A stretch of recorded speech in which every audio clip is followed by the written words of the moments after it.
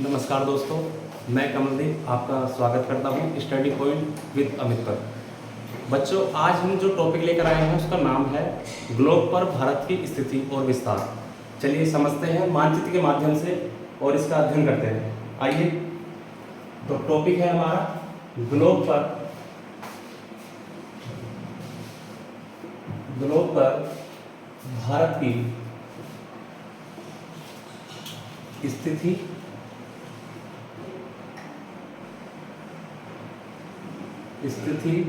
एवं इसका विस्तार।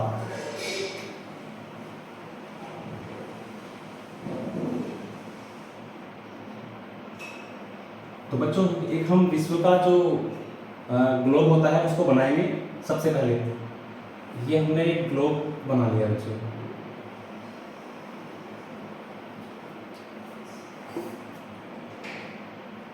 ये हमने ग्लोब बना लिया है, विश्व का मानचित्र है ये। सबसे पहले इसके ऊपर जो रेखाएं होती हैं अक्षांश और देशांतर, उनको समझेंगे एक बार। तो जो ग्लोब को बीचों बीच मध्य में एक रेखा है जिसका नाम है भूमध्य रेखा। क्या है बच्चों? भूमध्य रेखा। यानी पूरी भूमि को मध्य से बीच में काटने वाली रेखा को भूमध्य रेखा कहते हैं। और इसका नाम रहेगा बच्चों 0 डिग्री अक्षांश।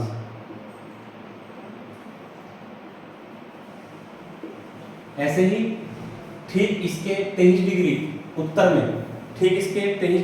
में एक रेखा आएगी जिसका नाम रहेगा बच्चों 23.5 डिग्री नॉर्थ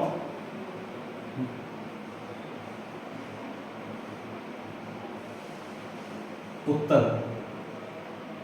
और बच्चों इसका नाम रहेगा कर्क रेखा। ऐसे ही इसके दक्षिण में हम बात करेंगे 23.5 डिग्री दक्षिण में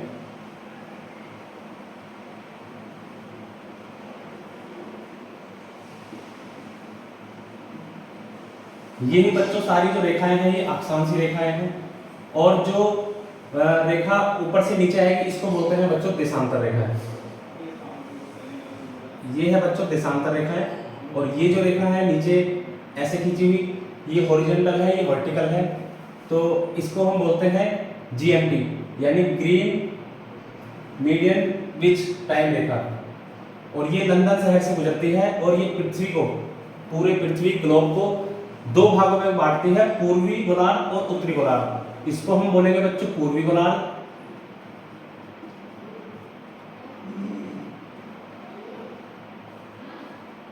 और इसको बोलते हैं बच्चों हम पश्चिमी गोलार्ध।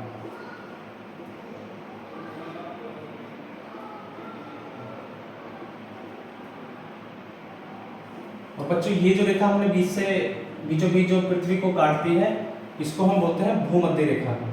क्या बोलते हैं बच्चों इसको हम? भूमध्य रेखा। 23.5 डिग्री उत्तर में इसको बोलते हैं हम कर्क रेखा। और 23.5 डिग्री दक्षिण में हम इसको बोलते हैं बच्चों मकर रेखा। बच्चों क्लास अच्छी लगे तो आप लाइक कर सकते हैं, शेयर कर सकते हैं, कमेंट कर सकते हैं। अब बात करते हैं बच्चों भारत की स्थिति। इसमें भारत को कहां दर्शाया गया है? तो ये जो रेखा है ये 0 डिग्री देशांतर रेखा हो जाएगी, जो इसे हम बोलते हैं जीएमटी। तो ये यूरोप महाद्वीप को, जो इंग्लैंड एक देश है हमारा, उसके एक शहर ग्रीनविच को काटती हुई और पृथ्वी को 2 हिस्सों में मिलाती है, यानी पूर्वी गोलार्ध और पश्चिमी गोलार्ध। ऐसे ही ये जो है हमारा भूमध्य रेखा, इस रेखा को उत्तरी गोलार्ध बोलते हैं।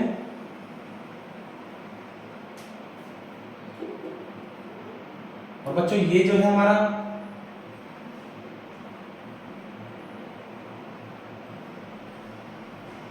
ये दक्षिणी गोलार्ध हो गया। यहां लिख देंगे बच्चों दक्षिणी गोलार्ध।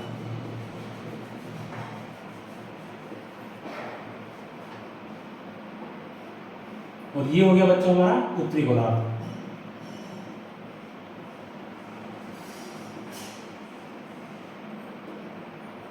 अब बात करते हैं भारत की स्थिति कहां पर है। भारत 23.5 डिग्री कर्क रेखा पर उत्तर में इसकी स्थिति आएगी।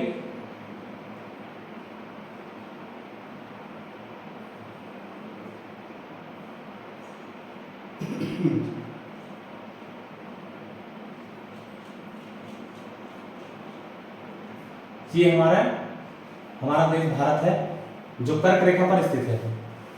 अब इसको हम अलग से बनाकर दिखाएंगे कि भारत की स्थिति को किस किस अक्षांशीय रेखा पर इसका विस्तार है।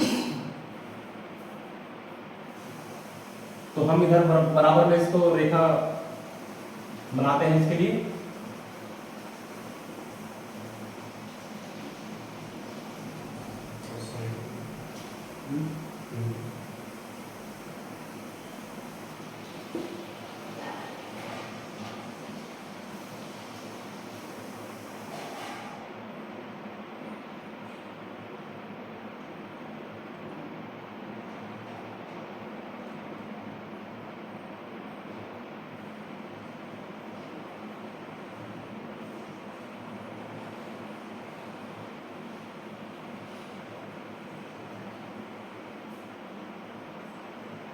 ये हो गया हमारा भारत, छोटा तो नहीं करना चाहिए। अब बात करते हैं बच्चों अक्षांशीय रेखाओं का विस्तार। सबसे पहले भारत का उत्तर साइड में, भारत के उत्तर साइड में जो इसका अक्षांशीय विस्तार है उनका ये लिखेंगे। तो उत्तर साइड में 37.5 डिग्री 6 और साउथ में दक्षिण में जहां पर स्थान इसका भारत का दक्षिण स्थान है कन्याकुमारी। कौन सा है बच्चों? कन्याकुमारी। भारत के तमिलनाडु राज्य में स्थित है और भारत का दक्षिणतम बिंदु है और इसका जो विस्तार है ये है 8 डिग्री 4। ऐसे ही नॉर्थ में जो इसका उत्तरी दिशा में जो इसका लास्ट बिंदु है वो उसे बोलते हैं हम इंदिरा कौल। क्या बोलते हैं बच्चों इसको हम? इंदिरा कौल। तो इसको हम बोलेंगे इंदिरा कौल, इंदिरा कौल। ऐसे ही पूर्व साइड में भारत का पूर्वी बिंदु, ये भारत के जम्मू कश्मीर केंद्र शासित प्रदेश में स्थित है। पहले ये राज्य था, अब केंद्र शासित प्रदेश हो गया। ऐसे ही पश्चिम साइड में, पूर्व साइड में अरुणाचल प्रदेश है राज्य, जिसका देशांतरीय विस्तार हो जाएगा आपका 97 डिग्री 25 और इसका नाम है किविथु अरुणाचल प्रदेश।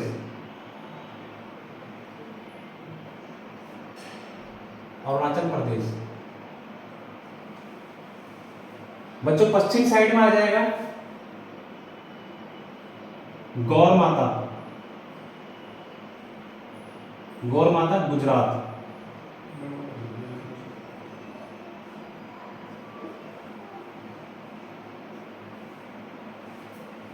ये बच्चों इसका अक्षांशीय और देशांतरीय विस्तार हो गया।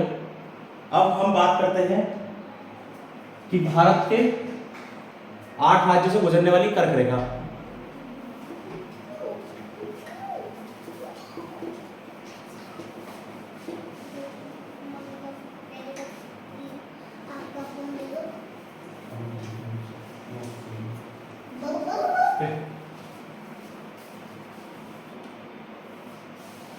एक दोबारा से हम फिर इसका मैप बना लेंगे इंडिया का।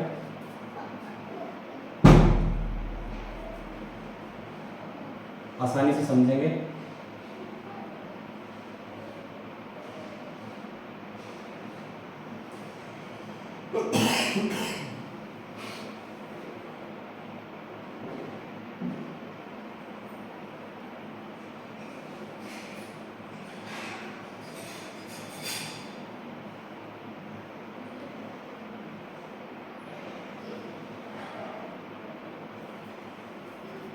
ये भारत का मानचित्र है बच्चों।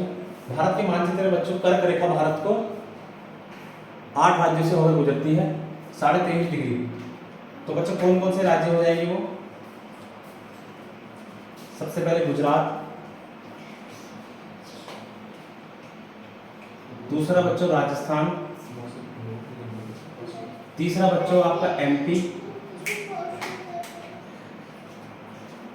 फिर ये चौथा बच्चों आपका छत्तीसगढ़, और फिर बच्चों झारखंड, और फिर उसके बाद बच्चों पश्चिम बंगाल, और फिर ये त्रिपुरा और ये मिजोरम। 8 राज्यों से कर्क रेखा गुजरेगी। इसको देखेंगे एक बार। गुजरात, राजस्थान,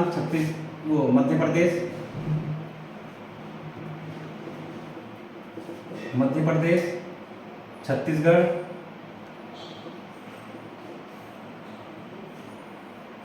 झारखंड और आपका पश्चिम बंगाल,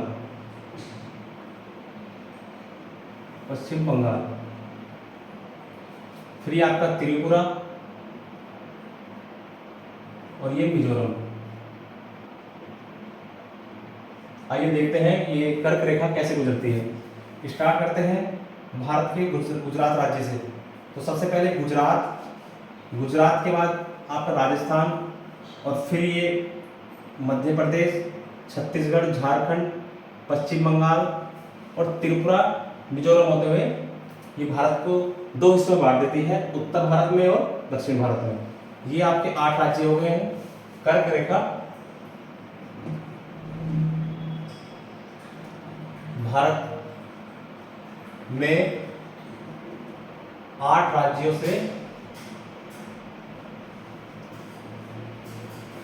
से होकर गुजरती है।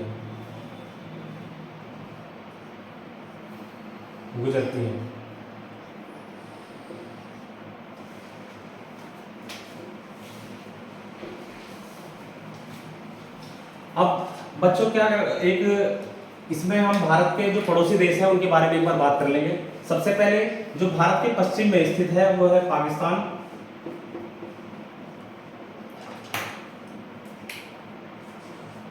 उत्तर पश्चिम में पाकिस्तान के और ऊपर जाएंगे तो हमारा जम्मू कश्मीर का जो क्षेत्र है उससे लगा हुआ है एक देश है जिसका नाम है अफगानिस्तान।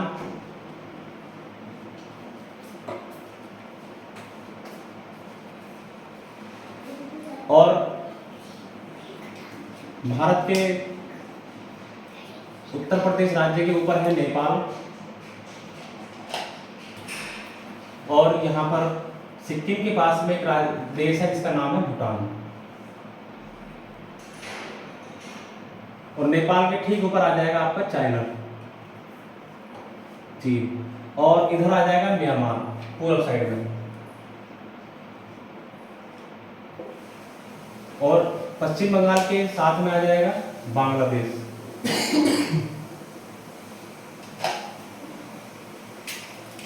तो बच्चों ये 7 देश हो गए हमारे।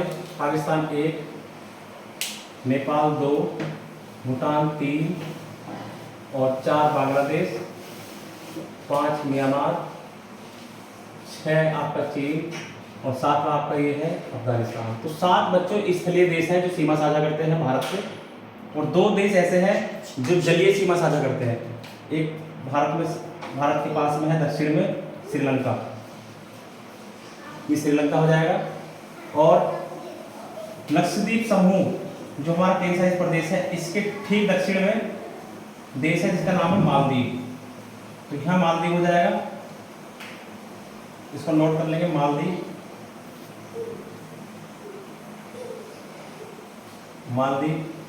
और यहाँ बच्चों पूरब साइड में बंगाल की खाड़ी है जिसमें महाद्वीप है, इसको बोलते हैं अंडमान निकोबार।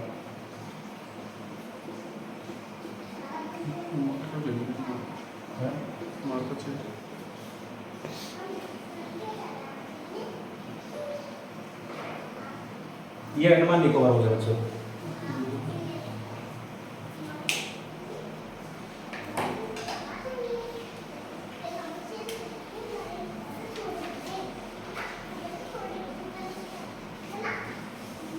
बच्चों भारत देश का 7 देश जो है इसके स्थलीय सीमा साझा करते हैं, और 2 देश इसके जलीय सीमा साझा करते हैं। एक मालदीव हो गया आपका, और एक हो गया बच्चों श्रीलंका।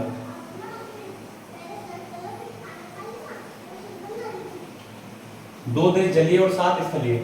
अब बात करते हैं भारत की क्षेत्रफल की दृष्टि से भारत का क्या स्थान है। तो बच्चों भारत का स्थान क्षेत्रफल की दृष्टि से 7वां स्थान आ जाएगा। भारत का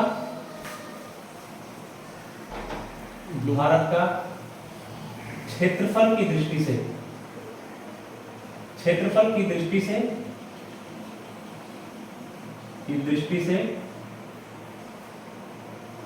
7वां स्थान।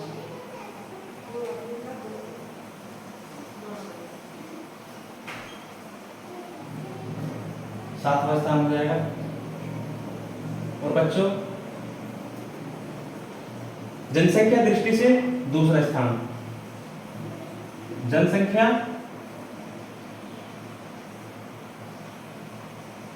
की दृष्टि से दूसरा स्थान।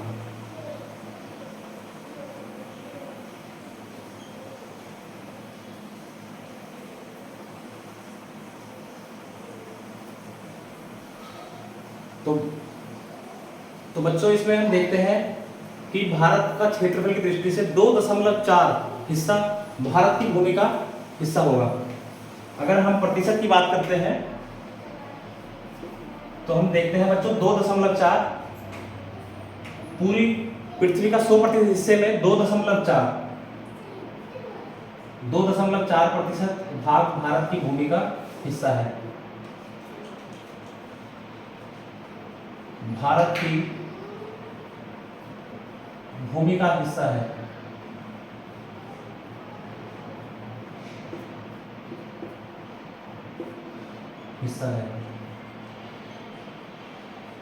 और लगभग 16.5 और बच्चों और एक पॉइंट और लिखेंगे, लगभग 16.5 जनसंख्या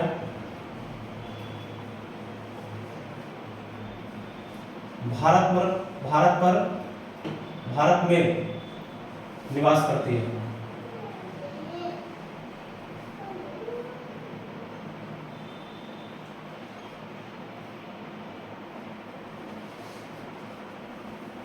तो ये था बच्चों आपके ग्लोब पर भारत की स्थिति और इसका विस्तार।